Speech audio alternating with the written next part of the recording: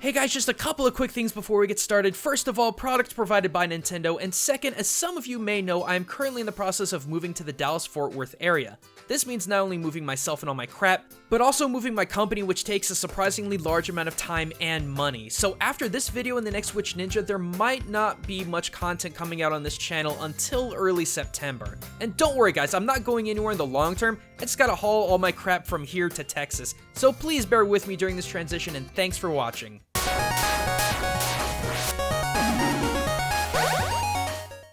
Hey everyone, Gaijin Goombah here. So admittedly, last video was pretty heavy, so this time around I think I want to do something a little bit more simplistic, lighthearted, and fun.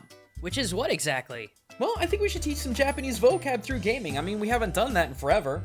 Doesn't sound like a bad idea. How are we gonna— Splatoon puns! Wait, what?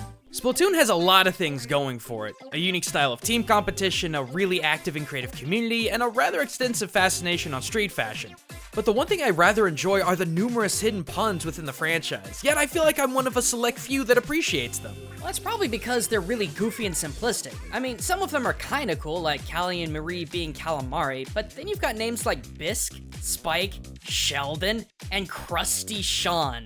They're all kinda simple, aren't they? Well, sure if you're only looking at it from an English perspective, but if you flip the names, places, and events into the Japanese side, you'll find yourself swimming in more creative puns than you can handle. See, in the decade that I've been studying this language, the one thing that cannot be denied is that Japan loves wordplay, and there's all different kinds. Oh, so like Goro Awase, which uses numbers to represent words and vice versa. Having a hard time remembering when America was discovered? Remember the phrase Iyo kuni ga mieta, originally meaning I see land, but can also double as the numbers 1, 9, 4, and 2 as I, Yo, Ku, and Ni. But you can't go wrong with some good old-fashioned puns, or dajare as they call them. One of my personal favorites being arumikan no ue ni arumikan, which technically reads the orange is on top of the aluminum can, but without written context it could be read as the orange is on top of the orange. The language is full of these things, and if you thought the English version of the game was steeped in one too many puns, you won't believe the Japanese. Well, how so? Do the Squid Sisters or Off the Hook have any clever Japanese pun names? After all, I'd consider the duo of Callie and Marie merging into calamari and Pearl and Marina merging into Pearl Harbor to be some of the more clever puns in the English versions. You know, sad to say, the Japanese names of these two squads are actually the most disappointing out of the entire game. Callie and Marie's Japanese names are Aori and Hotaru respectively, and are taken directly from the Aori Ika or Big Reef Squid and the Hotaru Ika or Firefly Squid. And the group name, Shi o Karazu, is literally the katakanization of Sea of Colors. And sadly, Pearl and Marina's names are actually pretty boring as well. Their names Hime and Ida take after real-life sea creatures known as the Hime Ika or Princess Squid and the Idako or the Webfoot Octopus. And their band is literally just called Tentacles. You know, if you're trying to convince us that the Japanese version of Splatoon has the true superior puns, you're doing a terrible job at it. Well, that's because the truly magical puns don't come from any of the main characters, but the side characters. You want to talk about god-tier puns? Look at Sheldon's Japanese name of Bukichi. What, does it mean horseshoe crab? Actually, no, his name means weapon. Fitting, considering his profession. Buki in Japanese is a general term for weapon, while Kichi is a super common last half of a name. For example, Yukichi Fukuzawa, famous writer, teacher, translator, and educator, and even has his face on the 10,000 yen bill.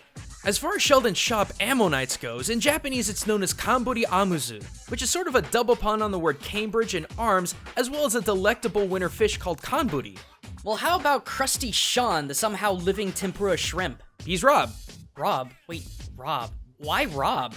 Say it with a Japanese accent. Dobsta? Oh, Lord.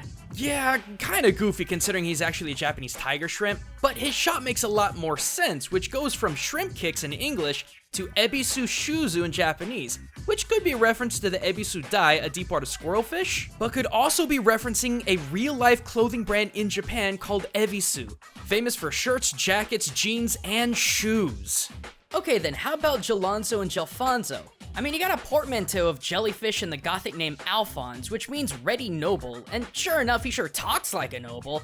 How can you get more creative than that? Well, I'll give you that one, but Jalonzo and Gelfonzo are actually named after Japanese provinces Bizen and Echizen respectively.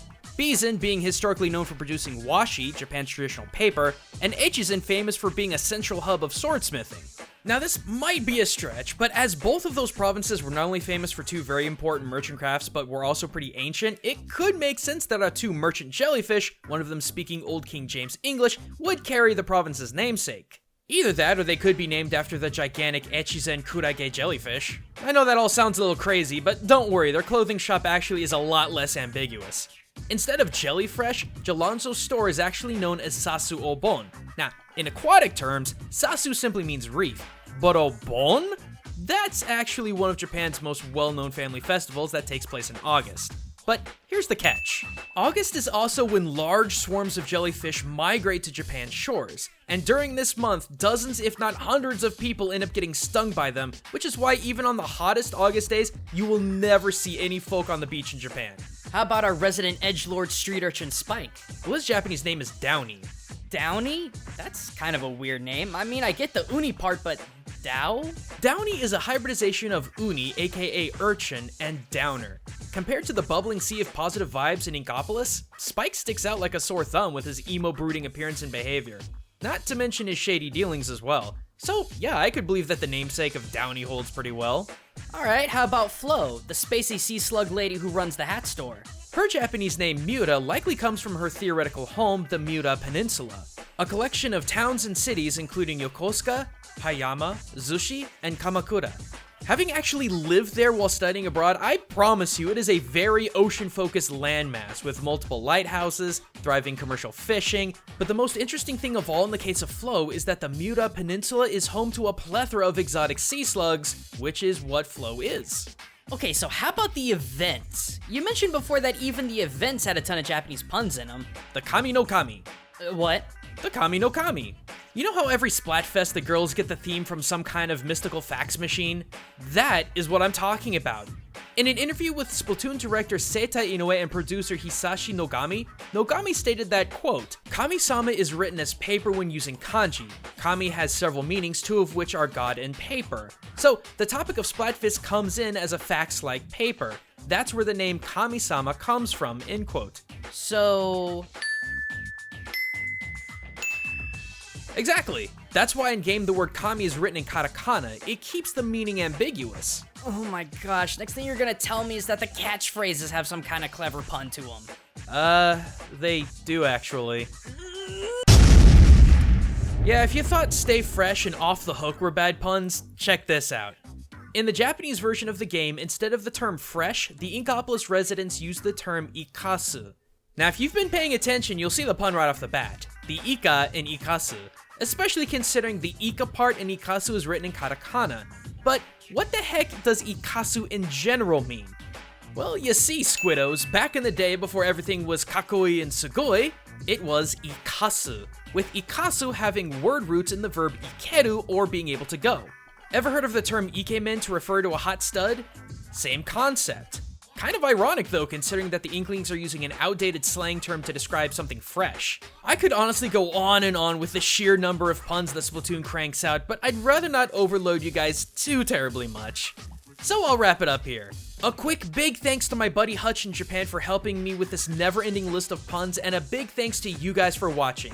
And if you think puns are the only cultural quirks to this game, I got tons of videos breaking down the multitude of cultural references in the Splatoon franchise. But if you want something different, I recently dug into the cultural background of One Punch Man's Speed of Sound Sonic to see just how good or bad he is at being the ninja master he claims to be. But until next time everyone, this is Gaijin Goombah, signing out.